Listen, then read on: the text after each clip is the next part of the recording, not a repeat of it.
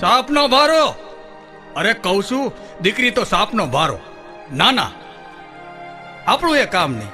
મેં જે કર્યું છે તે બરોબર સમજીને જ કર્યું છે. હવે જળ માતા એને જીવાડે કે મારે, જેવી હરી ઈચ્છા.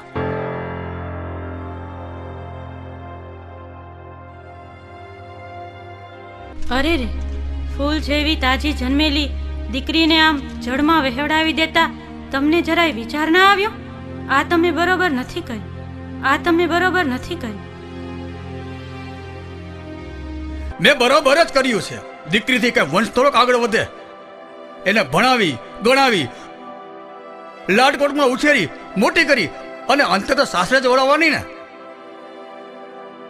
ઘડી બે ઘડીમાં મોટી થઈ જાય અને આ ઘરમાંથી બીજે ઘરે ચાલી જવાની. દીકરીથી કઈ વંશ થોડોક આગળ વધે.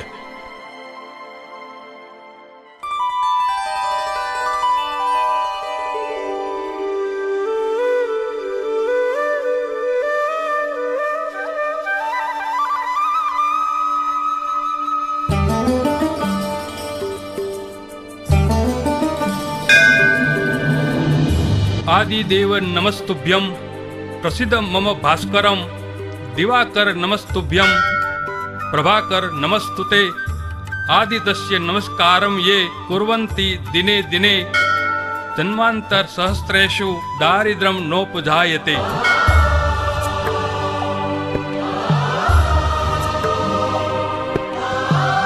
આદિદેવ દયા કરો, આ બ્રાહ્મણને ત્યાં દયા કરો.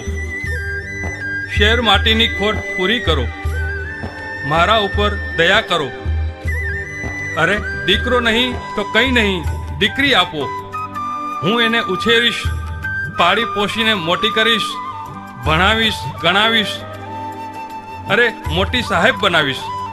પ્રભુ દયા કરો, આ ગરીબ બ્રાહ્મણની ઈચ્છા પૂરી કરો. અરે ભૂદેવ, કઈ અવાજ સંભળાયો? કોઈ રોતું હોય એવું?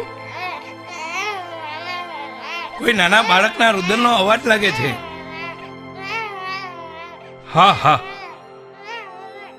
પેલી તરફથી અવાજ આવતો હોય એવું મને લાગે છે. કોઈ નાના બાળકનો રુદનનો અવાજ.